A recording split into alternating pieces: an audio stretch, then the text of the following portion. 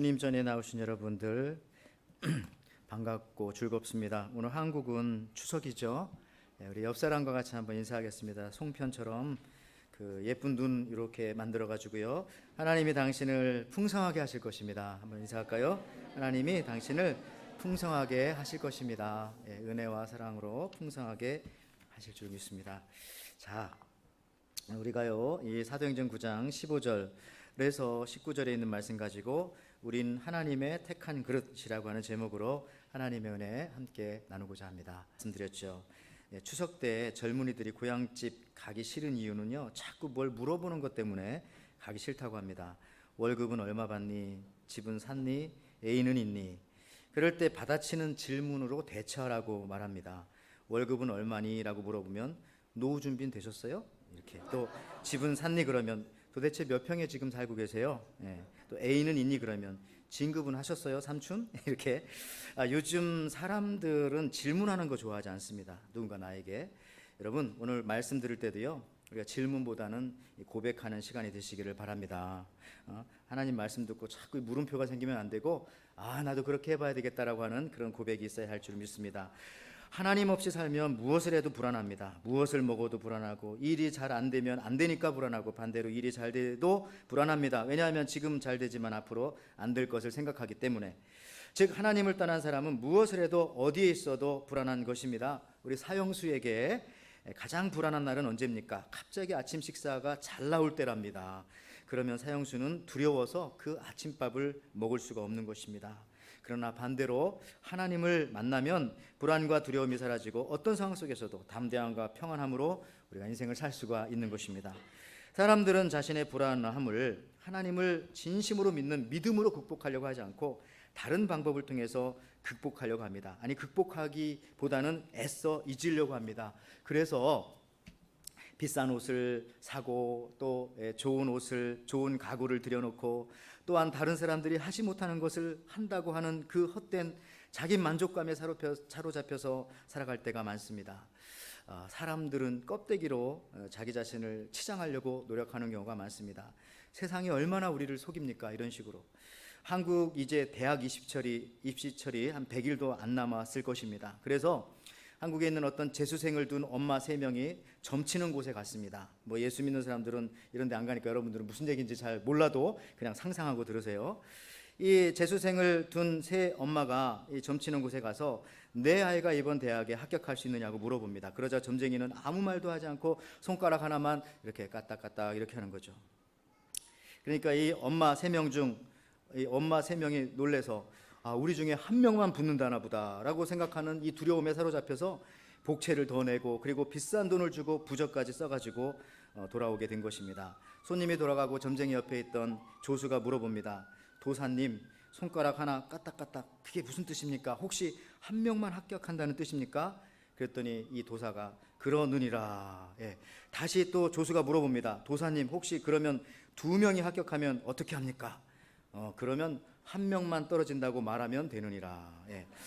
도사님, 그러면 3명 다 합격하면 어떻게 합니까? 그러면 한 명도 안 떨어진다는 뜻이었다고 말하면 되느니라. 그러면 도사님 3명 다 떨어지면은요? 그러면 한 명도 합격하지 않는다고는 뜻이었다고 말하면 되느니라. 여러분, 우습지만 세상이 어떻게 우리를 속이는지 정말 잘 보여주는 얘기 아닙니까? 손가락 하나 가지고 세상은 우리를 두렵게 만들기도 하고 끔찍 못하게 만드는 겁니다. 그래서 우리가 정신 차리고 말씀과 기도로 서지 않으면은 이렇게 나도 모르는 사이에 세상 물결에 휩쓸려 가지고 결국 알맹이는 없고 껍데기만 치장하다가 돌아가는 인생이 될 수가 있는 것입니다. 이 예일대학교에서 공부한 닥터 웬스데이 마틴이라고 하는 분이 쓴 책 파크 에비뉴의 영장류라고 하는 이 책에 보면요, 미국 상류사의 0.1%의 사람들이 살아가는 모습을 여기에서 보여주고 있습니다. 이 예일대학에서 비교문학 박사학위를 받고요, 20년 이상 작가 겸 사회연구가로 활동해온 이 저자는 9.11 테러 이후 뉴욕의 가장 안전한 타운인 어퍼 이스트 사이드로 이사를 하게 되어집니다. 거기 가봤더니 최고급 명품 숍과 또 초호화 아파트가 줄비한 그곳에 소위 상류층이라고 부르는 이 사람 표현에 의하면 희귀 종족이 거기 살고 있었던 것입니다. 이 희귀 종족은요, 자녀의 명문학교 진학에 과도하게 집착합니다. 그리고 이 벌킨백이라고 하는 이걸 가지고 서열을 결정하고요, 또 고강도 다이어트를 통해서 완벽한 몸매로 종족의 정체성을 확인하는 아주 특이한 종족의 세계를 연구하기 시작합니다. 그러니까 부자 동네 가면 뚱뚱한 사람이 없다는 겁니다. 그래서 거기 저자인 이 웬스데이 마틴도요, 자기 자녀를 유치원에 보내려고 합니다. 그런데 유치원에 가봤더니 뭐 유치원 앞에부터 그 유치원 출신 하버드, 예일, 뭐 아이비 나온 그 아이들의 사진들이 줄비하게 붙어 있고요. 그리고 이 유치원의 한 학기 수업료가 4만 불에서 5만 불, 뭐 1년이면 10만 불이죠. 그러니까 그렇게 하고도 아무나 못 들어가는 연줄이 있어야 들어가는 것입니다. 보통 부모가 그 유치원 출신이어야 들어갈 수 있다는 거죠. 그래서 이분도 웨이팅 리스트에 자기 자녀 이름을 올려놓고, 그리고 나와서 이 그로서리에 가서 물건을 삽니다. 근데 물건을 사는데 이렇게 저쪽에서 통로에서 아주머니가 오는데요, 끝까지 서로 걸어와도 길을 비켜주지 않는 겁니다. 그래서 자기가 살짝 이렇게 비키니까 이 아주머니가 미소를 살짝 지으면서 자기 옆에 있던 가방을 이렇게 살짝 보여주는데, 역시 아니나 다를까 그 뭐 에르메스 벌킨백 뭐 2만 불이라고 하잖아요, 제일 싼 게. 그리고 지금도 뭐 한국에서는 주문하면 2년 후에나 받을 수 있는 백이라고 합니다. 그걸 이제 보여주면서 간다는 거죠. 그리고 아까 말씀드렸지만 그 동네 사람들은요, 뚱뚱한 사람이 전혀 없습니다. 그냥 몸을 만들어야 합니다. 그래서 자기도 한번 그 피트니스에 가가지고 훈련 받는데 근육이 그냥 찢어질 정도로 그런 무거운 걸 들었다 놨다 하고 그렇게 하는데, 그것도 1시간 동안 하는데 아무도 불평 없이 그렇게 합니다. 그것도 매일 합니다. 매일 해야만 로열 클럽에 들어갈 수 있기 때문입니다. 그리고 그곳에서는 죄송합니다, 우리 교회 벤치 타고 오시는 분들 많은데 저는 평생 가도 아마 못할 것 같지만, 이곳은요, 이 벤츠는 들어오지도 못하게 한다는 것이죠. 그냥 뭐 저 잘 모르지만 뭐 마사라티 아니면 뭐 벤틀리, 페라리 이런 것들만 간신히 들어와서 주차하게 하고 거기서 이제 그 운동하는 거죠. 그때 그는 거기서 굉장히 큰 문화적인 충격을 받습니다. 그리고 집에 돌아가 가지고 성경책을 읽은 것이 아니라 제인 구달 박사의 책을 읽게 되어집니다. 그리고 거기서 크게 깨닫게 되는 게 한 가지가 있는데, 이 제인 구달 이 박사의 책은 내용은 이런 겁니다. 그 다음 사진 좀 보여주세요. 내용은 이런 겁니다. 케냐에서 이 침팬지 집단 생활을 주로 연구한 이 분이신데요, 아실 겁니다, 많이 들어봐서. 자기가 연구하는 침팬지 그룹에서요, 이 마크라고 하는 남자 침팬지가 있었습니다. 이름을 마크라고 줬어요. 근데 이 마크 침팬지가 처음에는 왕따입니다. 근데 이 마크가 낙심하다가 쓰레기장에 가서 석유 깡통 하나를 2개를 주워가지고 그거를 두드리기 시작합니다. 쿵쿵쿵. 그때부터 이 마크라는 침팬지가 다른 침팬지들한테는 있어 보였는지 침팬지들이 서서히 관심을 가지기 시작합니다. 그러자 마크는 더 크게 쾅쾅쾅쾅. 나중에는 이 있어 보여서 그런지 이 그룹의 두목이 됩니다. 마크가 깡통 2개를 꽝꽝 치고서 말입니다. 그 다음 벌어지는 현상은 이렇습니다. 그 깡통을 꽝꽝 치는 두목 옆에 오려고 몰려드는 침팬지들이 생겨나기 시작합니다. 그리고 또 그 곁에서 떨어질까봐, 내가 마크 곁에서 멀어질까봐 두려워하는 그런 침팬지들이 생겨나더란 얘기입니다. 그래서 이 예일대 교수는 생각하기를 거기서 이런 말합니다. 그렇다, 이 파커 에비뉴에 사는 사람들이 깡통 치는 침팬지와 다를 게가 뭐 있냐, 그리고 그 옆에 몰려들면서 부러워하는 사람들 또한 뭐가 다를 게 있느냐 하는 씁쓸한 결론을 내리는 거죠. 그래서 여러분, 그래요. 세상은 이 껍데기를 가꾸는데 매우 많은 시간과 정력을 쏟게 만듭니다. 우리 인생이 얼마나 짧은데 껍데기를 가꾸는데. 여러분 또 아시는 것처럼 이 보테가 베네타라고 하는 이 가방, 뭐 싼 것도 있습니다만은 거기 이 한정판 최고 비싼 거는요 2억 그러니까 20만 불. 이 명품 가방이었어요. 이게 작년에 큰 논란이 있었습니다. 왜냐하면은 이 보테가 베네타가 이태리 건 줄 알고 이태리의 장인이 한 땀 한 땀 코를 떠서 만드는 줄 알았는데, 알고 봤더니 그게 아니라 방글라데시아에서 이 조금 약간 좀 대량으로 만드는 듯한, 그걸 알게 된 이유도요, 그 방글라데시아에서 그 만드는 공장에서 화재가 나서 사람들이 많이 죽고 다쳤습니다. 그런데 여러분 생각해 보시죠. 방글라데시아에서 그 가방 하나 만드는 그 사람들은요 20년 동안 벌어서 먹고 쓰지 않아야 그 가방 하나 자기가 만드는 거 하나 갚는 겁니다. 그때 이 회사 오너가 양심 선언을 했습니다. 이런 가방 만드는 것도 죄고 이런 가방 사는 것도 죄다. 그러면서 지금도 만들고 있는 것 같아요. 참. 그런데 여러분들, 이 유명한 골동품 상에서 있었던 사건 아시죠? 수천만 원짜리 개밥그릇 문 앞에다가 놓았습니다. 골동품을 어느 정도 아는 사람이라면 그 그릇이 참 대단하다는 걸 알죠. 그런데 이 골동품상의 개가 그 그릇에다가 밥을 먹고 있습니다. 골동품 수집가가 이 모습을 보고 주인에게 가서 물어봅니다. 저 개 나한테 팔 수 있습니까? 가격은 제가 달라는 대로 다 쳐드리겠습니다. 주인이 말했습니다. 이거 300불인데 뭐 3,000불 주면 개 가져가시오. 그래서 팔았죠. 고객은 빨리 3,000불을 주었고요. 주인은 3,000불을 받아가지고 빨리 자기 금고에다가 집어넣었습니다. 그때 고객이 웃으면서 말합니다. 저 개 밥그릇도 끼워주시는 거죠? 그랬더니 주인이 하는 말이 저 그릇은 안 팝니다. 저 개 밥그릇 때문에 개를 제가 지금 수없이 팔고 있습니다. 그런데 여러분, 사실 우리 기독교는 골동품이 아닙니다. 우리 기독교에서 말하는 것은, 우리 기독교는 그릇 싸움을 하는 것이 아니라요, 그릇에다가 무엇을 담느냐 하는 담는 싸움을 하는 것이죠. 그릇보다 중요한 것은 거기에 무엇이 담겨 있느냐 하는 것입니다.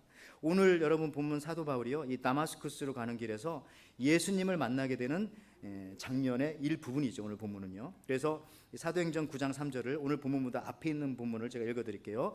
사울이 길을 가다가 다메섹에 가까이 이르르더니 호련히 하늘로부터 빛이 그를 둘러 비추는지라. 그때 바울은 예수님을 거기서 만납니다. 그런데 빛이 너무나 밝아서 눈이 안 보이게 됩니다. 그래서 사흘 동안 보지도 못하고 먹지도 못하게 됩니다. 사도행전 9장 9절이죠. 사흘 동안 보지도 못하고 먹지도 마시지도 아니하니라. 그때 주님께서요, 그 근처에 있는 아나니아라고 하는 제자가 기도할 때에 환상 중에 나타나셔서 그 아나니아에게 주님께서 이렇게 말씀하십니다. 지금 집가라고 하는 곳에 가서, 이게 스트레이트 스트리트라고 하는 이게 도로가 이제 따뜻한 그 동네에 사는 이 아나니아에게 가서 사울이라고 하는 사람을 찾아 만나라고 그렇게 말씀하십니다. 그게 사도행전 9장 10절에서 11절, 오늘 본문보다 앞에 있는 말씀. 때에 다메섹에 아나니아라고 하는 제자가 있더니 주께서 환상 중에 불러 이르시되 아나니아야 하시거늘 대답하되 주여 내가 여기 있나이다 하니 주께서 이르시되 일어나 집가라 하는 거리로 가서 유다의 집에서 다소 사람 사울이라고 하는 사람을 찾으라. 그가 기도하는 중이니라. 그때에 예수께서 아나니아에게 이 사람 사울에게 대해서 하시면서 하시는 말씀이 그 다음 절에 뭐라고 나오냐면 이렇게 나옵니다. 이 사람 사울은 내가 택한 그릇이다. 사도행전 9장 15절 말씀 보십시오. 주께서, 오늘 본문 첫 번째 이 구절이죠. 주께서 이르시되 가라. 이 사람은 내 이름을 이방과 임금들과 이스라엘 자손들에게 전하기 위하여 택한 나의 그릇이라. 택한 나의 그릇이라. 예수님께서 사울을 부르시면서 하시는 말씀, 사울은 나의 택한 그릇이다 라는 것입니다. 자, 예수님께서 보시는 인간관이 바로 이 그릇이라고 하는 거예요. 그릇. 저는 이 그릇을 묵상해 보았습니다. 그릇을. 왜 예수님께서는 선택받은 하나님의 사람들을 그릇이라고 하는 이 독특한 이 단어를 쓰면서 표현을 하셨을까? 여러분, 그렇습니다. 이 그릇은 그릇 자체보다는 그 그릇 안에 무엇이 담겨 있느냐가 더 중요한 것입니다. 그릇은 담겨 있는 내용에 의해서 그 정체성이 정해집니다. 물을 담으면 물그릇, 과일을 담으면 과일그릇, 보석을 담으면 보석함, 빵을 담으면 빵그릇. 즉 그릇은요, 그릇 자체보다는 그 안에 담기는 내용물에 따라서 그 그릇의 정체성이 구분되어진다는 것입니다. 여러분, 이처럼 예수님께서 보여주신 이 그림 언어, 우리가 말하는 신앙생활을 이해하는데 이게 얼마나 쉽습니까? 철학자들이 신학자들이 얘기하는 거랑 그런 거 필요 없고, 예수님께서 인간은 그릇이다 하시는 말씀 들으니까 인간이 뭔가 느낌이 오죠. 그리고요, 이 신앙생활은요, 그래서 그릇 만드는 싸움이 아니라 그릇에다가 무엇을 담는 싸움인 거죠. 나라고 하는 그릇에 무엇을 담고 사느냐 하는 것이 중요합니다. 또한 사도 바울은 이 그릇 이론을 적용하면서 이 세상에서 변화받지 못할 사람 없다, 또한 달라지지 않을 사람 없다라고 그렇게 말합니다. 그렇죠? 우리의 출신, 배경, 성격, 인품조차도 문제가 되지 않습니다. 왜냐하면 그릇의 문제가 아니라 그 내용이 중요하기 때문에 그런 것입니다. 어떤 사람들은 금그릇으로, 어떤 사람들은 은그릇처럼, 어떤 사람은 새그릇, 놋그릇, 흙그릇으로 태어날 수 있습니다. 흔히 요즘 어떤 이들은 금수저를 물고 태어났느니 흙수저를 물고 태어났느니 이런 말 합니다. 물론 이것이 수저라면 문제지만 수저가 아니라 그릇이라고 하면 상황은 달라지는 것입니다. 왜냐하면 그릇 안에 무엇을 담느냐에 따라서 순식간에 그릇의 가치가 바뀌기 때문에 그렇습니다. 아무리 흙그릇, 질그릇이라고 할지라도 그 안에 진주를 담으면 진주그릇 되는 거고요. 아무리 흙그릇이라고 할지라도 그 안에 금을 담으면 금그릇 되는 겁니다. 과일 담으면 과일그릇, 물 담으면 물그릇. 이처럼 여러분, 기독교의 인간관은 이 그릇론, 그릇. 그래서 희망이 있는 겁니다. 그래서 쉬운 겁니다. 기독교는 쉬워요. 그래서 누구 하나 무시할 수가 없습니다. 지금 그 사람 환경 보면은 참 안 좋고 그 아이 보면 참 볼품없고 흙그릇 같지만은 주님이 그 안에다가 금 담아주시면 갑자기 그 아이가, 그 사람이, 그 가문이 금그릇 되는 겁니다. 여러분, 인간을 그릇으로 보는 관점을 처음 말씀하신 분이 바로 오늘 본문의 예수님이라는 거예요. 사울은 나의 택한 그릇이다. 그래서 기독교는 쉽다는 것입니다. 다른 종교, 불교나 힌두교나 이슬람교는요, 고행을 합니다. 이것은 마치 흙그릇을 잘 닦으면 나중에 금그릇처럼 되겠지 하는 생각을 가지고 하는 거죠. 그들은 그릇 싸움을 합니다. 더 큰 그릇 만들려고. 어떤 사람은 자신이 은그릇이라고 생각해서 그걸 잘 닦습니다. 그리고 광을 냅니다. 그리고 그릇에다가 장식도 합니다. 색깔도 칠해봅니다. 그렇다고 해서 흙그릇이 금그릇 되는 것은 아니죠. 예? 그러나 우리 기독교는요, 그릇 자체의 싸움이 아니라 그릇 안에 무엇을 담느냐 하는 내용의 싸움이기 때문에 어렵지 않다는 것입니다. 여러분, 그릇을 닦는 수고보다는 내용을 담는 사역을 하면 되는 것이죠. 여러분, 한국의 이 조선시대에 백정, 이 부처들이 있었습니다. 미국인 무어 선교사가 우리 학교 선배입니다. 선교사님이 1890년에 서울 곤당골에 교회를 세웠습니다. 그런데 이 교회가 세워진 1년쯤 되니까 그 교인들이 20명, 30명 늘어나기 시작하고, 그때 거기에 박성춘이라고 하는 사람이 교회에 출석하여 은혜를 받고 그 다음에 세례를 받습니다. 그런데 이 박성춘, 그는 백정이었습니다.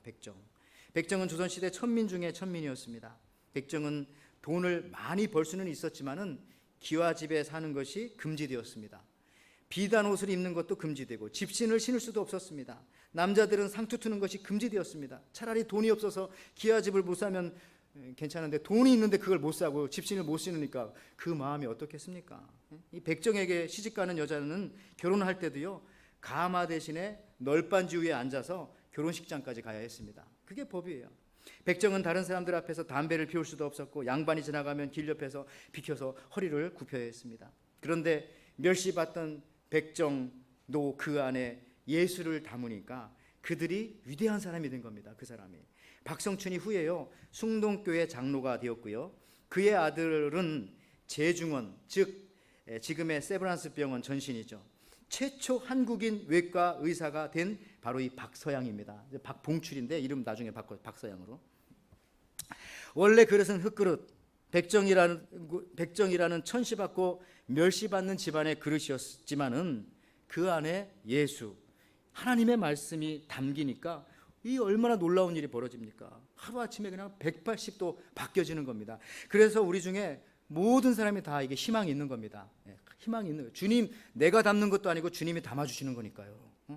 여러분, 연세대학교 설립자인 백낙준 박사도 원래 양반집 장작을 패는 일을 하면서 살던 사람인데, 선교사님을 통해서 그 인생 그릇 안에 예수님이 담겼어요. 그 충성하는 걸 보고. 그래서 미국 유학시키고 돌아와서 연세대학교를 설립하고 또 장관도 하게 되어지는 것입니다.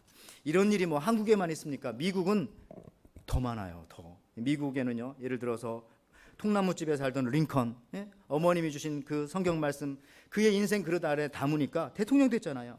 또 여러분, 시카고 시골에 살던 이 로널드 레이건, 저희 레이건 집 옆에 가서 낚시질을 많이 했습니다. 근데 진짜 시골이에요, 진짜 시골. 그런데 예수님 잘 믿어가지고 영화 배우가 대통령 됐잖아요. 또 여러분, 알코올 중독자요, 또 마약 중독자였던 부시, 이 사람도 뭐 그렇고요. 그리고 키가 1m 50cm였던 미국의 18대 대통령 율리스 그랜트, 이 사람 저보다도 더 적어요. 이만큼. 미국 대통령인데요. 그런데 예수님 잘 믿고 대통령 되잖아요. 어머니가 눈앞에서 화형당하는 것을 보았지만은 예수를 잘 믿어서 말씀을 그 마음 그릇에 담아서 영국을 일으킨 엘리자베스 1세 여왕, 수없이 많은 사람들이요, 흙그릇이었거나 아니면 깨진 그릇이었지만은 그 안에 하나님의 말씀, 예수를 담아서 결국 인생의 승리를 가져오게 되는 겁니다. 얼마나 놀라워요. 예수님처럼 바울의 서신에도 보면요, 바울이 자주 쓰는 표현들이 몇 개가 있습니다. 그 중에 하나가 바로 이 그릇이라고 하는 단어입니다. 사람을 그릇에 비유했습니다. 여러분, 동양에서도 대기만성, 즉 그릇을, 큰 그릇은 늦게 완성된다 하면서 동양에서도 사람을 그릇에 비유하기는 합니다. 어쨌든 동양이나 서양이나 사람을 표현할 때에 그릇에 표현을 했던 겁니다. 옛날에 그 노량진에 가면은 종로학원, 대성학원이 있었어요. 여기 또 대학교 떨어진 사람이 여기 들어가려고 또 우리가 그때 노력을 했어요. 왜냐하면 여기 들어가면 또 스카이 대학에 들어갈 수 50% 들어갈 수 있다고 해서. 그런데 그중에 이 대성학원이 바로 대기만성학원의 약자잖아요. 예? 큰 그릇 학원. 여러분, 자녀들을 큰 그릇 만들고 싶습니까? 천천히 키우십시오. 말씀으로. 예. 모든 환경을 접하게 해야 됩니다. 그냥 늘 귀여움만 받게 하면서 크게 하면 안 됩니다. 여러분, 보통 야생에서 자란 개들은요, 자기 동족끼리는 싸움을 해도 서로 죽이기까지 싸움하지는 않습니다. 목을 물어도 나중에 죽을 때쯤 되면 놓아주는 거예요. 그런데 이상하게도 사람들이 키운 개는요, 자기 동족끼리 개들끼리 싸우면은 상대가 죽을 때까지 물어버립니다. 투견이 되었건 애완견이 되었건 성질이 나빠지면. 왜 그런지 아십니까? 그 이유는 개를 사람들이 너무 귀여워해서, 개가 귀여움을 받아가지고 개를 개처럼 키우지 않아가지고 그렇게 되는 거죠. 그렇게 되면 동족이건 동료건 없는 겁니다. 예. 자기만 알기에 동족끼리도 물고 뜯어 죽음에까지 가게 한다는 거죠. 그러나 야생, 즉 자연에서 자란, 하나님의 창조 법칙에서 자란 이 개들은요, 자기 동족들을 죽기까지 물지는 않아요. 여러분, 우리 부모님들은 무조건 자녀들을 보호하는 것이 중요한 것이 아닙니다. 그냥 겉에 치장하고 장식하고, 그게 아니라 그 안에다가 무엇을 담아주느냐가 중요한 겁니다. 예. 저도 자녀를 키우면서 이런 말하는 게 참 힘들지만, 무엇을 담아주느냐가. 그러면 지금 바깥에서는 보이지 않지만 때가 되면 대기만성하는 일이 나타나는 것이죠. 자녀들을 거짓 없는 믿음을 담아놓아야 합니다. 자녀들 마음속에 그냥 겉만 꾸미면은 큰일 나죠. 여러분, 누가복음 11장 39절에 주께서 이르시되 너희 바리새인은 지금 잔과 대접의 것은 깨끗하나 너희 속에는 탐욕과 악독이 가득하도다. 겉만 깨끗하게 장식하고 겉만 깨끗하게 색칠한다고 되는 게 아닙니다. 우리 자녀들 스펙을 많이 쌓아준다고 되는 게 아니라 그 안에 주님을 담아주고 하나님 말씀을 담아줘요. 그렇지 않으면은 겉만 장식하면 나중에 어떻게 된다고요?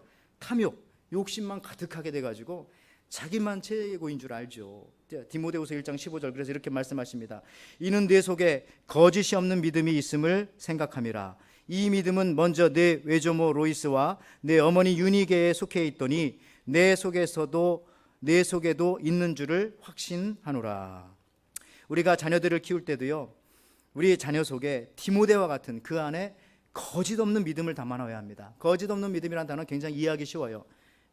사람 눈치 보지 않고요, 세상 눈치 보지 않고 하나님만 바라보는 것이 거짓 없는 믿음입니다. 그것만 담아놓으면은 때가 되면 대기만성하는 겁니다. 주님 안에서. 여러분, 그 일을 누가 했습니까? 디모데의 엄마와 할머니가 그렇게 했다는 겁니다. 그렇지 않으면 그 그릇에 무엇이 담기게 됩니까? 탐욕과 악독이 담기게 되는 건데요. 이 얼마나 무서운 일입니까? 우리 에덴교회에 자라나는 모든 아이들은 이런 것이 담기지 않고 오직 거짓 없는 믿음이 담겨 있기를 주님의 이름으로 축원을 드립니다. 여러분, 그렇다면요, 나는 어떤 그릇인가? 나는 내 안에는 지금 무엇이 담겨 있는지 그 어떻게 알 수 있습니까? 그릇 안에 흔들어 보면 압니다. 흔들어 보면 여기에 연필이 담겨 있구나, 여기에 뭐 물이 담겨 있구나. 그리고 더 나아가서는 그 그릇이 깨질 때 그 안에 무엇이 들어 있는지 다 나오게 되어집니다. 여러분, 예수님은 십자가에서 깨질 때, 죽으실 때에 이렇게 말씀하셨어요.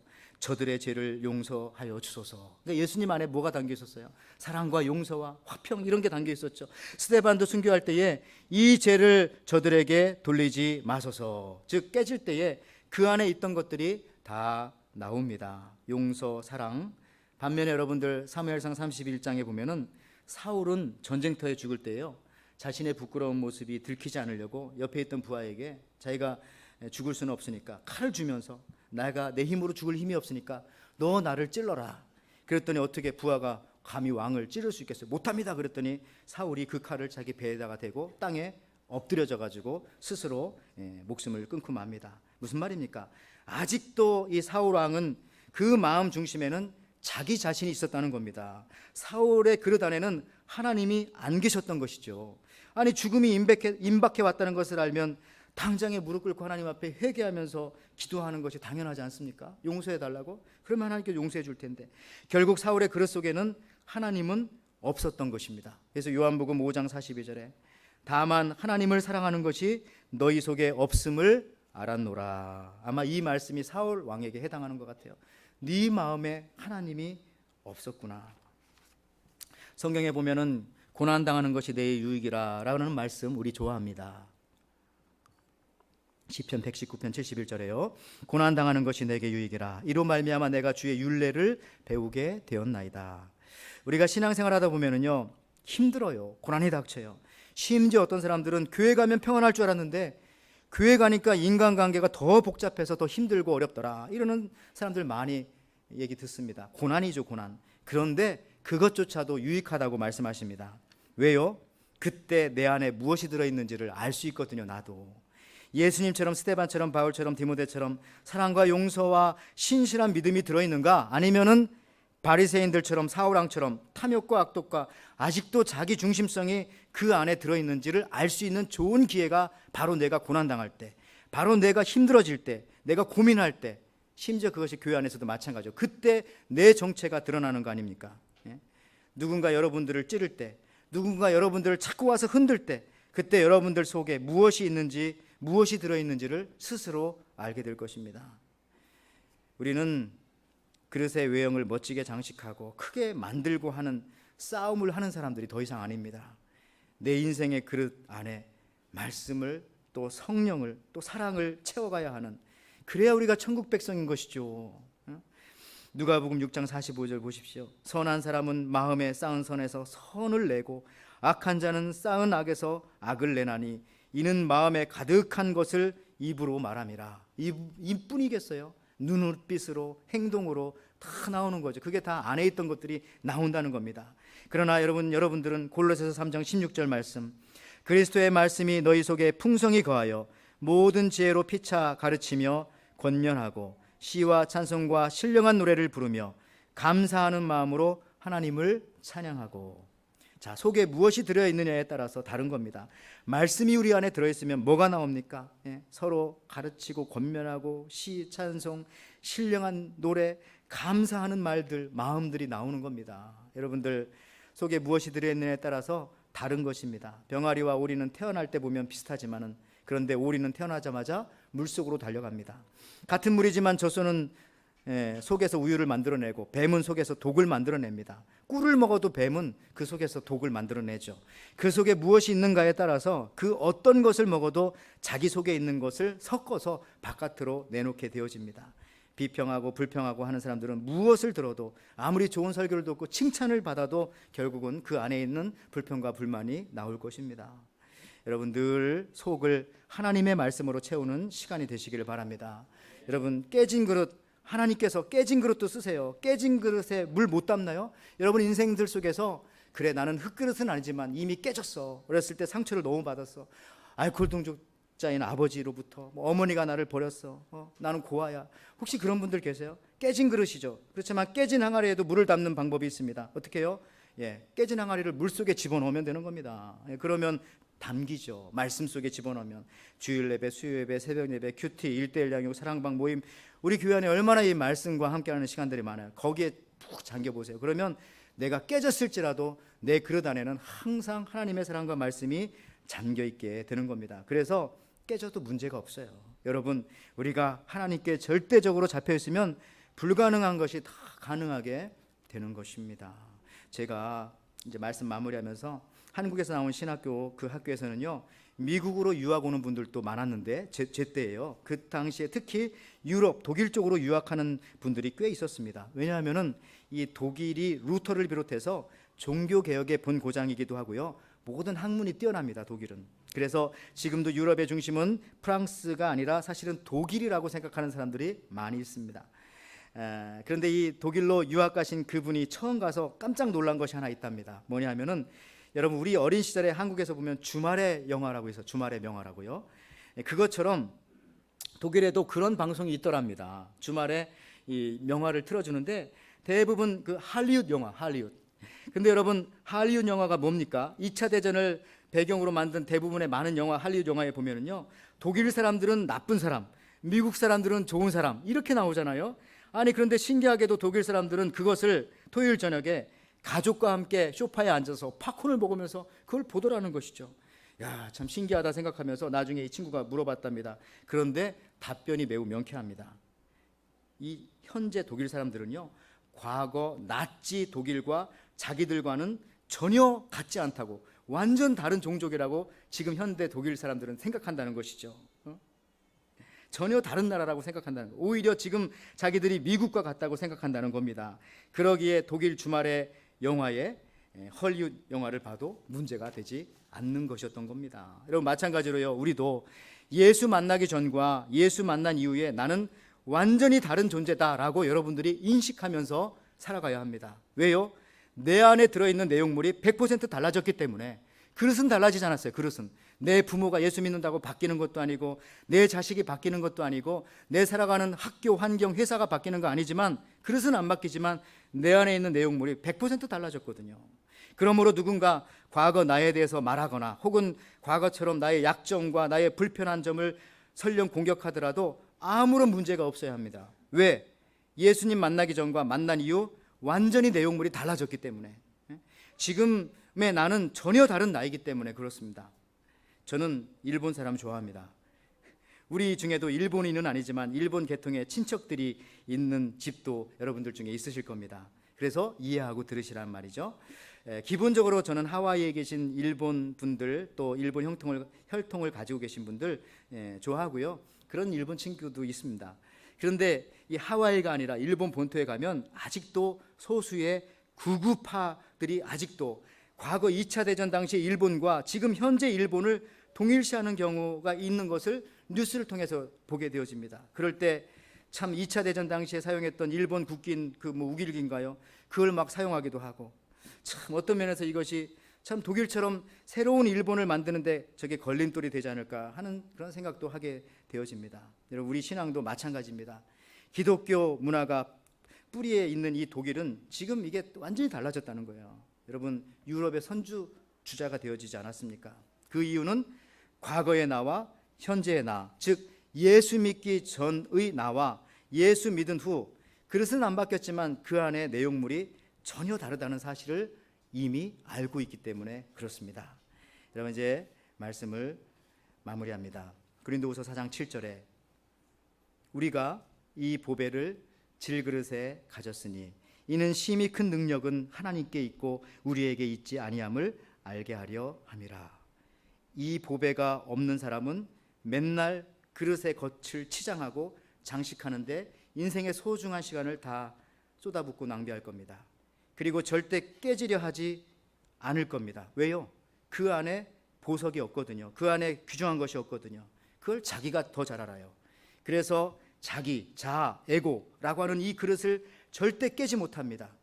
그러나 그 안에 보배, 트레이저, 예수 그리스도가 있는 사람은 깨지는 것 상관하지 않습니다. 아니, 때로는 오히려 자기 자신을 깨트리기도 하고 그것을 원합니다.